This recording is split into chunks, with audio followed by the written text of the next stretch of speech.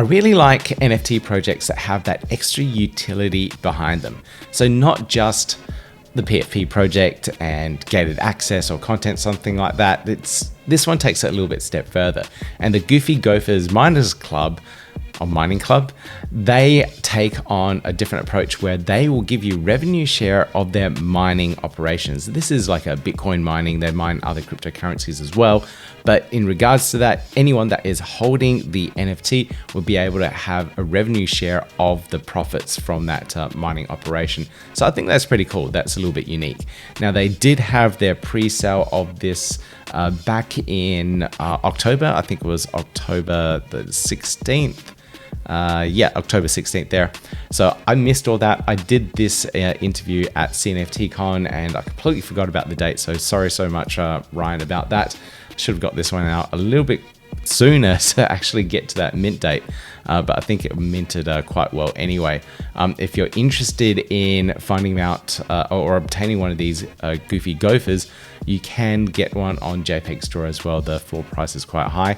I don't own any of these at the moment, so I might look through it and find something that tickles my fancies. But at the moment, I don't own any of these Goofy Gophers at the moment. Now, with all that out of the way, let's get into this interview.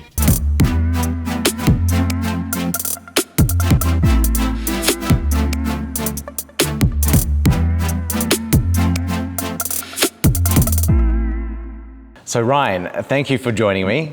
Now, we had a little conversation before about Goofy Gophers, yes. And I thought it was quite interesting. I thought it was another just PFP project, but no, it is so much more than that. And could you give us a little bit of an explanation about what it is exactly? And I really like this. Yeah, and absolutely. Before that, thank you so much for having us on. I'm a huge personal fan. As we said previously, Cardano is very hard to find easy to digest, fun information. Your channel provides that in such a great way. So thank you for having us on. Thanks, Ryan. Thanks. And yeah, no, we're not just a PFP. The art is good. Yep. Pixel art, retro, we've got lots of different types. But that's really just the beginning. You hold a gopher and you get so much more. So in a nutshell, what we're doing here is we're taking the mint revenue and building a sustainable mining farm powered by wind and solar. So that's probably one of the biggest problems with mining is the huge energy cost. This circumvents that because it's renewable energy. Initially, we're going to be mining Bitcoin, Cardano, ADAOZ, and Litecoin. For the first 5 months, we're taking that time to use all of the revenue on just building the farm bigger, getting a much bigger operation, which is going to benefit holders for the long term. After those 5 months, a portion goes to holders. So you hold the gopher, you stake the gopher, then you get the potential rewards. Yep. Some of it goes to continually buying more miners, just so it's always sustainable because they have a 3 to 5 year lifespan. Some goes to our Kingdom Treasury, so it's not limited to just proof of work projects, Bitcoin, etc. We can get exposure to anything we want with that Kingdom Treasury. So that treasury could be then staked to other like proof of stake protocols, you mean? Yeah, anything, any project, even non-crypto stuff. And we're going to have a voting mechanism. Oh, okay. Yeah. All right. Now, there's a lot of interesting things here. Okay. First of all, you said like a shelf life of the mining hardware is only 3 to 5 years. I didn't realize it was so short. So you have to have that treasury to continuously buy more hardware. Yeah, with the mining revenue, we're always going to reserve about 20% just to continually top up the machines. Yeah, okay. It seems quite wasteful. What happens to all those mining cards afterwards? Are they still usable at all, or do they need to be? We're going to recycle them, essentially. Okay. Yeah, beautiful. we're trying to be as green as possible. Yeah. Well, that's what I was getting at with the eco-friendly approach to the mining side of things with the renewable energy. I thought that might be a waste byproduct of the mining operation. So that's really good. Now, with this renewable energy take, are you building the actual wind farms and solar panel farms as well? No, that would be a whole nother level. It's something I want to explore later, but at the moment we have a mining partner. We're still under NDA while we're crossing the T's, dotting the I's, but we're going to have information coming out about that. But yeah, essentially we're going to buy the hardware. So as a project, we actually own the ASIC miners and we send them to the partner farm. They host it, and the agreement essentially is they plug it in and maintain it. We do everything else. So we manage the pools, we control everything that's happening essentially. How does security work for those farms? Because this is like $1 million of hardware. Like, on a wind farm somewhere. Yeah. How does security work around that? That was actually one of our biggest concerns. Yeah. So we launched the Twitter about 4 or 5 months ago. We've been researching this months and months before that. And that was my key concern. At the end of the day, you've got millions of dollars of equipment. Yeah. You don't want anyone getting in. So our facility has a big fence and 24/7 CCTV. Wow, okay. I thought you were going to say patrolled security guards as well. I think there might be some security guards. I'll have to confirm on that. Yep. But yeah, it's not an amateur. It's a big scale business that has multiple farms. So they definitely know what they're doing. Okay, cool. So with the NFTs, you said that the holders get payments or royalties from the mining. Now, for me, that sounds like it might be a security. Are there any security aspects around this? Have you gone and looked into the legal aspects around essentially revenue sharing? Yeah, so when I had the idea, that was my main concern. What would the legal structure look like? Yeah. So months before we launched anything, before anything came out, we were already having legal counsel.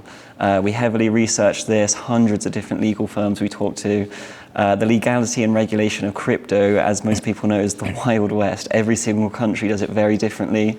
There's a lot of scaremongering, but we've chosen to set up with a legal firm in Cyprus. We're already legally incorporated before we've even launched. I don't know too many projects that have done that before. Very few. Yeah, Very few. And everything's in place on the website already. We've got our terms and conditions, privacy policy. And in regards to the security, all rewards are potential and you have to be staked. So that gives us a high level of protection. And in the terms and conditions, transactions are deemed to occur in Cyprus where we're incorporated. And Cyprus is one of the most crypto-friendly jurisdictions there are. Right, gotcha. Okay, so you said you need to be staked. Yes. Does that change the conditions of around security and distributions of rewards? Yep. Yeah, it completely changes it. But yeah, we've actually got recently released on our Discord an official legal opinion letter saying we're not a security, we're fully set up. It just builds builds more trust. Okay, so that means anyone in the world can participate in this? Yeah, anyone in the world. And this legal firm is very high profile. All their information is on our Discord now. They've worked with some of the biggest reward NFTs on Ethereum. Right, gotcha. So okay. They're very, very well versed. Okay, a couple more questions here. How on earth are you funding the startup of all of this? Yeah, personally, it's been quite risky for me and the other team members. But yeah, I've been working in finance a long time. Yep. Found it very empty. That's why I discovered crypto. It's given me, absolutely loved it. Yep. But yeah, it's all been personally funded up to this point. Okay. And then the pre-sale, that's going to raise about 70K, hopefully. And then that's almost going to be like a proof of concept. From the pre-sale of those first 1,000 gophers, we're aiming to have the miners actually live within a month and a half. So then it just shows exactly what we're doing, and then we can move into the main sale. Excellent. Okay, so when is that main sale? So you've got me excited. How do I get these Goofy Gophers? Yeah. So the pre-sale is this Friday, October 14th, the first 1,000 gophers. It is going to be very competitive. We've had a lot of demand, but just try your best to get in. If you don't, then the main sale is going to be probably 2 months after that, we're estimating. But mainly we want to have the miners actually live and operational before the main sale. Cool, nice. Have that more than an MVP, an actual physical mining operation all set up and ready to go before minting. Yeah. I really dislike projects that do the mint and then 7 years later they fulfill on their promises. Exactly. So it's good that you're taking that approach. Yep.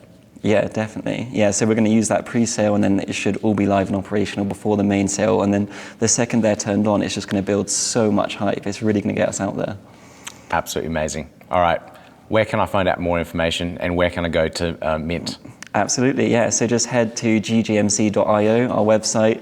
Really recommend reading our mine paper. It's got all the details of the projects, the ins and outs, the gamification as well, because not every gopher is the same.